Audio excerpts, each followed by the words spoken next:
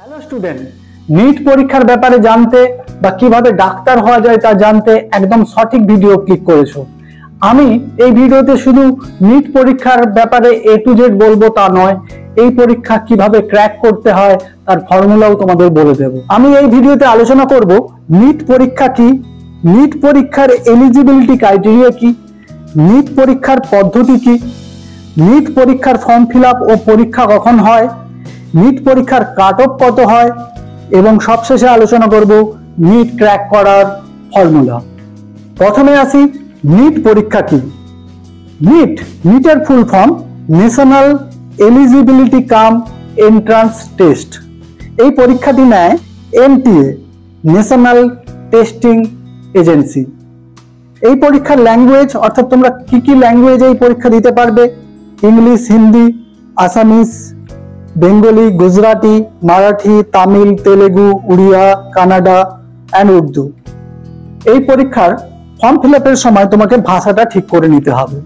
এই পরীক্ষার সিলেবাস কি হয় না, ক্লাস 11-12 এর PCB অর্থাৎ ফিজিক্স, কেমিস্ট্রি, বায়োলজি মিলিয়ে যে সিলেবাস রয়েছে সেটাই এই পরীক্ষার সিলেবাস। এই পরীক্ষা উত্তীর্ণ হলে তোমরা কি কি কোর্স করতে পারবে, MBBS ডাক্তার, BDS অর্থাৎ ডেন্টাল সার্জন, এছাড়া আরো হোমিওপ্যাথি, আয়ুর্বেদা বিভিন্ন কোর্সগুলি রয়েছে, তোমরা দেখে নিতে পারো।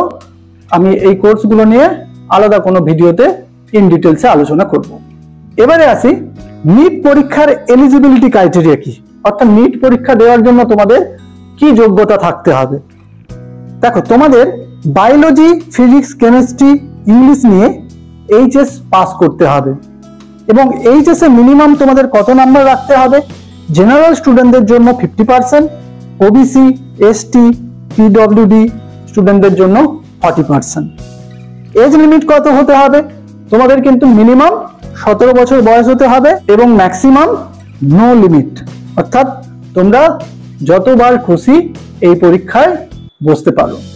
এবারে আছে খুবই গুরুত্বপূর্ণ একটা টপিক, নিট পরীক্ষার পদ্ধতি।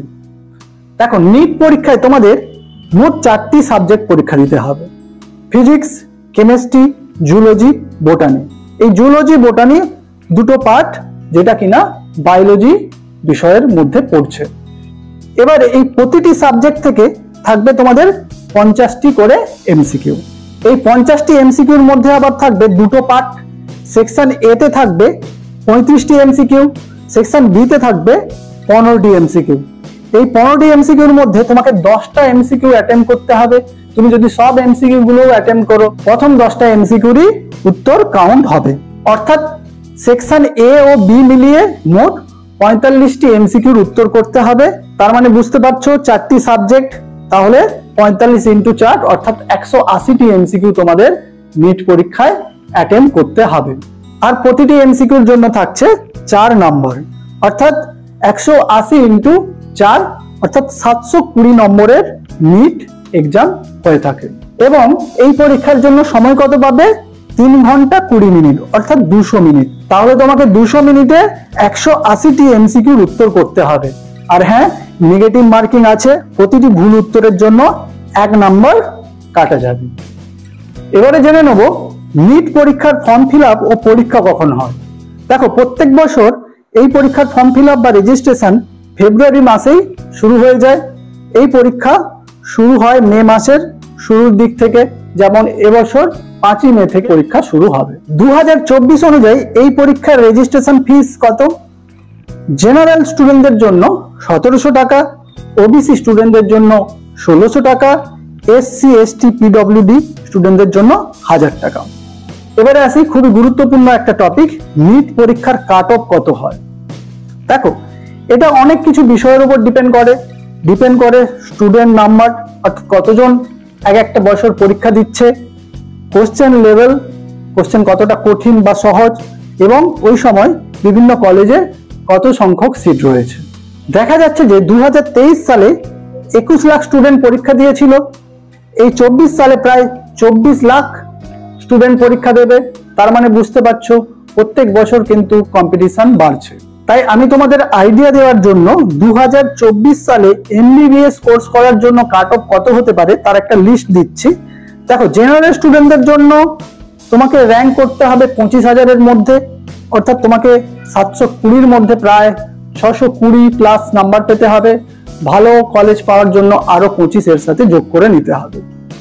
ওবিসি পিডব্লিউডি স্টুডেন্টদের জন্য প্রায় 27,000-এর মধ্যে র্যাঙ্ক করতে হবে এবং মার্কস পেতে হবে 610+।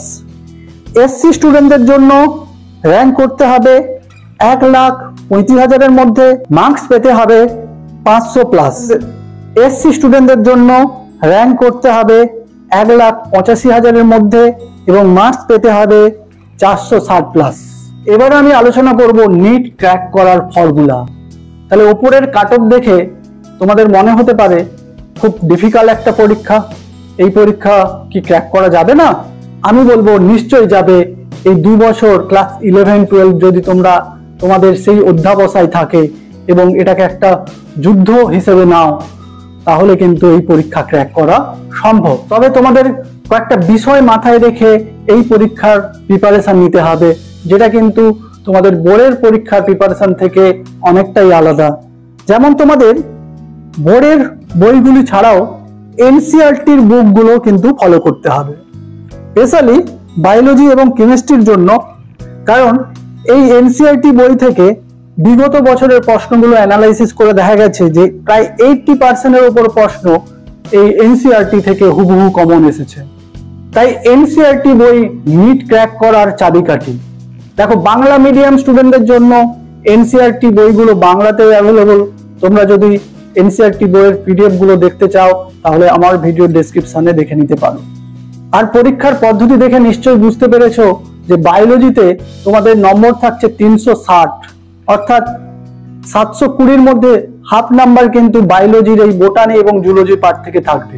তাই এই বায়োলজি যারা খুব ভালো পারবে তারা কিন্তু নিট পরীক্ষায় অনেকটা এগিয়ে থাকবে। বায়োলজিতে একটাই চ্যালেঞ্জিং বিষয় কি, ক্লাস 11-12-এর সমস্ত কিছু মনে রাখা। আর আমার এই চ্যানেলে কেমিস্ট্রি বিষয়ের উপর আমি A to Z এনসিইআরটি বই ধরে ধরে chapter wise concept clear series শুরু করেছি। তোমরা আমার চ্যানেলটি সাবস্ক্রাইব করে দাও, এখানে তোমরা কেমিস্ট্রি বিষয়ের উপর A to Z ভিডিও এই চ্যানেলে পেয়ে যাবে। আর আগেই আমি বলেছি যে 200 মিনিটে তোমাদের 180টি এমসিকিউ কিন্তু করতে হবে। তাই টাইম ম্যানেজমেন্ট সেটা কিন্তু একটা গুরুত্বপূর্ণ এই পরীক্ষার বিষয়। তাই টাইম ম্যানেজমেন্টের জন্য বায়োলজির প্রশ্নগুলো তোমাকে তাড়াতাড়ি করে টাইম বাঁচাতে হবে। আর একটা বিষয় কি খুবই গুরুত্বপূর্ণ যেটা বিষয়, সেটা হলো ক্লাস 11-এর উপর সমান বা আমি বলবো আরো বেশি গুরুত্ব দিতে হবে। কারণ ক্লাস 11-এ এমন কিছু চ্যাপ্টার রয়েছে, যেমন ধরো আমার কেমিস্ট্রির কিছু চ্যাপ্টার রয়েছে, যে চ্যাপ্টারগুলো তোমরা না বুঝতে পারলে ক্লাস 12-এর কিন্তু অনেক চ্যাপ্টার বা অনেক টপিকই কিন্তু তোমরা বুঝতে পারবে না। তাহলে অধ্যাবসায় এবং সঠিকভাবে পরিকল্পনা করে পড়াশোনা করলে তোমরা কিন্তু এই পরীক্ষা অবশ্যই ক্র্যাক করতে পারবে। ভিডিওটা ভালো লাগলে লাইক, কমেন্ট, শেয়ার করে দিও। All the best, hope you succeed.